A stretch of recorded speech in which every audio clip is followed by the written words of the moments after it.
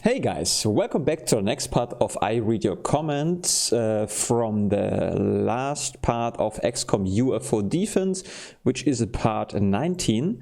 And we start with the very first comment of Gabriel from down below. And it's 15 hours ago. He writes, at 30 minutes and 20 seconds, in English we'd call this a production store. Produce meaning fruits and vegetables, unless you were asking what the thing you were standing behind was, which is in English we'd call a checkout counter, right? Checkout counter. Checkout counter. And luckily for you, as you can see, I already prepared this because I always thought this is a corner. But it's counter, which is translated into checkout Schalter in German, and there, we wouldn't say that. There are some Schalter, like if you go into the bank or something like this, then we use this word. But in this case, and again, luckily, I prepared everything. This one, I didn't recognize this, by the way, during the gameplay as a checkout counter. But this one, now that I know that, is always Kasse, so it's like die Kasse. So like this one. I know the translation might be a little bit confusing, but this is something. If you stand in line to buy your groceries and stuff, it's always called Kasse, which is good because usually the English people are saying, well. Sometimes foreigners say we have long words for describing things like speed limit, you know, like what do we say, like Geschwindigkeitsbegrenzung, for example. This is the most used example for that. So in this case, we have a short word, Kasse. Okay. Good, but thank you, Gabriel. It's cool. So because I didn't even know that. Anyway, I'm not, gonna waste. Thank you, Gabriel. Otherwise, I'm wasting too much time of yours. Gabriel Semper, 54 and 30 seconds. No line of fire. It's not necessary, my friend. Kaboom. Ah, yeah. This is what I did.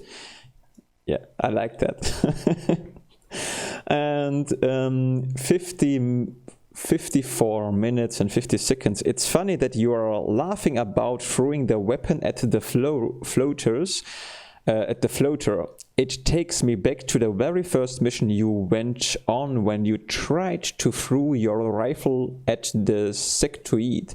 Sometime you should go back and rewatch that mission now that you understand the games, so you can experience it like we experienced it. Yeah, I know. I remember that. I even thought about that. No, I still remember that. I tried to. Well, I didn't know. Yeah, I didn't know that at this time that I would actually throw my weapon. Right? I thought throwing grenade or something, but I realized, or you said this actually to me, that I would have thrown my weapon. So I still remember that. Yes, someday maybe, I think if the gap is long enough and I rewatch this, yeah. Okay, sorry, I'm a little bit, it's still, I'm drinking my coffee.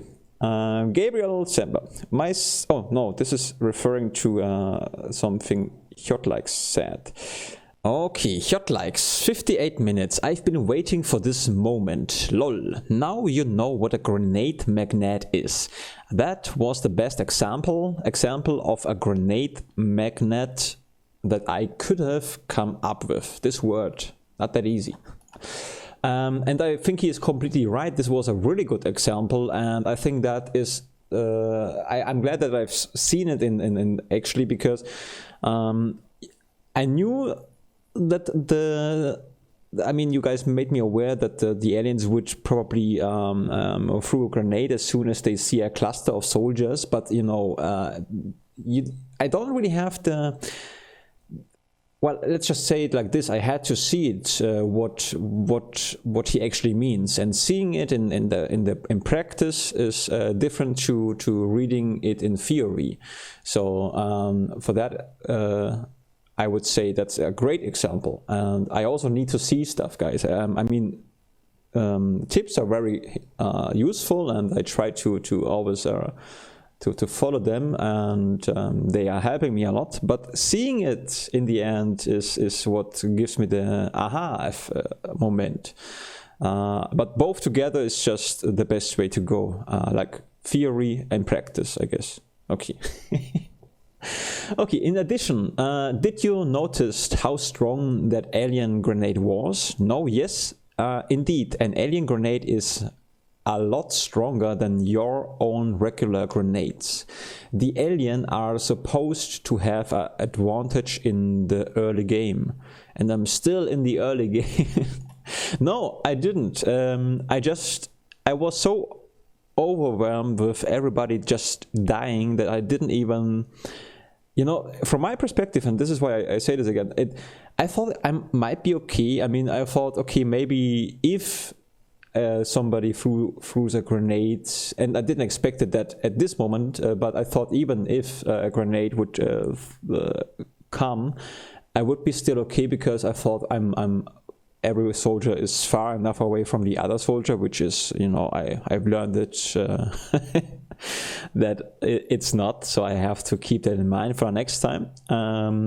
But I didn't even know that the alien grenade is stronger. But it makes sense. I understand. Good that you mentioned this, because you would have think that I noticed this, but I didn't. But now I do. So thanks, Kjotleik. Since you are learning the game by playing blind, I expect a lot more of these things happening. You should reload after huge disasters. If not, the setbacks will become too harsh and the game not fun anymore. This game does not give you advantages like the newer games tend to do. Yeah, that's true in general. Newer games are more forgiving, but also kind of boring. I do not know. I mean, there's still new games who are badass, but let's not go into that. I could talk about compare new game mechanics with old games all the time. I could talk about non-stop. So continue. The episode also highlights another point. Only doing quick save can result in situations like this if you save too often. In order not to lose too many turns, I'd recommend doing real save during the mission. Okay, I would name the mission X save, mission X, save 2, etc. Perhaps every 5 turns. Few things are more annoying than having to reload a mission from turn 1 after having played for an hour and gotten yourself into this kind of trouble with quick saves that doesn't allow you to save your soldiers' lives when quick loading them. Yeah, I'm gonna talk about this in the end when I also read Logan's, because I want to summarize. You guys are coming together or everything is related. So I'm continue reading. Gabriel Samba says to that, my save strategy when I'm save scumming, this is the word I've learned, is like scumbag, it comes from the word scumbag, so I still remember it, is to... Sorry, I'll read it again. My save strategy when I'm save scumming is to only quick save at the beginning of a turn when everyone has full time units. So if somebody if something really bad happens, I can re-strategize. Yeah. Let me check this word. Strategize. Like this, you don't see it, but it's okay. Hold on. Strategize. Strategize. Okay, let's. Okay, but I got you. OpenXCom has autosaves that you can set. I think it defaults every 5 turns. it defaults every 5 turns. You mean it saves, right? Every 5 turns. I'm not sure if Lucas has it on or not. Oh, guys, sometimes when because of the change of the size of the website, sometimes this the show more or show less thing doesn't appear, and if I overlook that, you can just make me aware. You know, it shouldn't happen, but if it happens and I forgot to read something important, then just make me aware again. And about this one here is, yeah, I think it's turned on.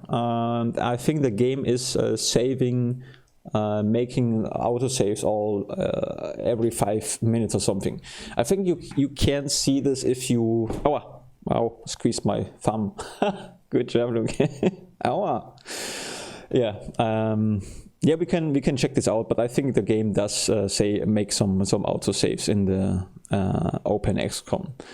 Okay, then to Logan Shu. Ouch, that one nasty alien grenade. Not much you could have done there.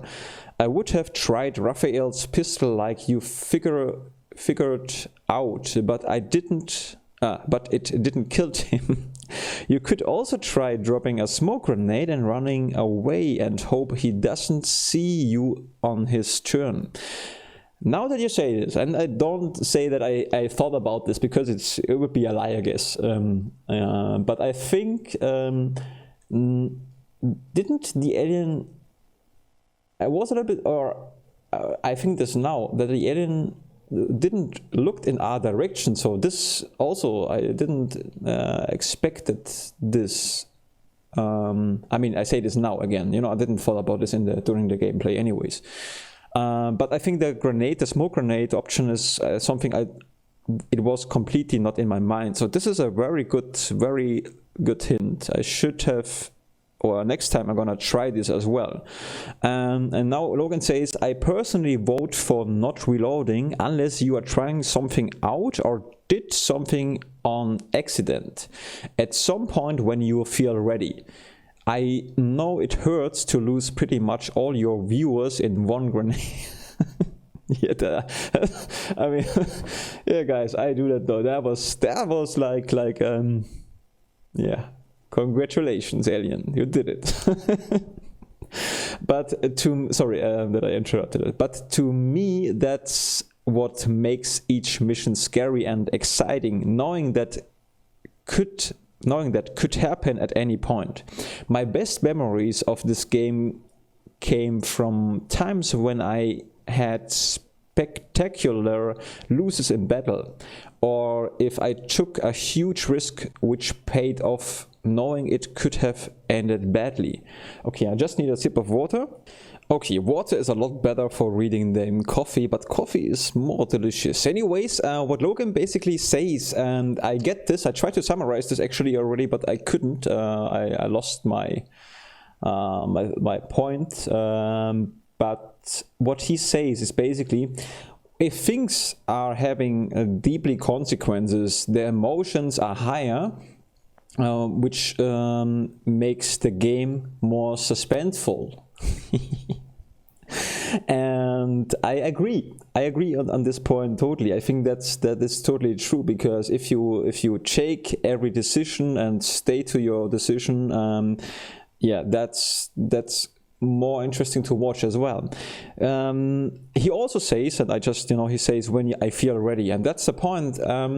I kind of feel ready, but although I get a lot of hints, there are differences when you make a Let's Play. You're not that focused, I could say, which is a disadvantage, but on the other hand, I get a lot of tips. So, this equals a little bit. But here, the thing is, when I face new stuff like this grenade thing with this guy, it's different to know something like this could happen in theory and seeing it. Again, I said this already, but and for that reason, if something like this happens, I still will say, okay, this could be okay to reload the game. At least I have to know that something like this could actually happen, but I try to not do it too often. So I try to make it interesting for you guys, and this is for me the most important thing. So I would really, because it's not that easy for me to I don't really know what's the right thing to do. Shall I take it easy, or shall I stay to that? What is more interesting to watch? And this question to answer is not that easy for me. So what I try to do is I try to stick to my decisions, you know, and to not reload too often. And the other option would also be to ask you guys. So if something happens after 30 minutes, like a major thing, then I could just stop the video there and ask you, let you vote what to do next. I could do this after a half hour, because after 5 minutes, it's not worth playing 5 minutes and then asking you what to do. So it's difficult for me to find the right way right now, but I like Logan's thing, because in the end, if everything has, you know, I've lost the point again.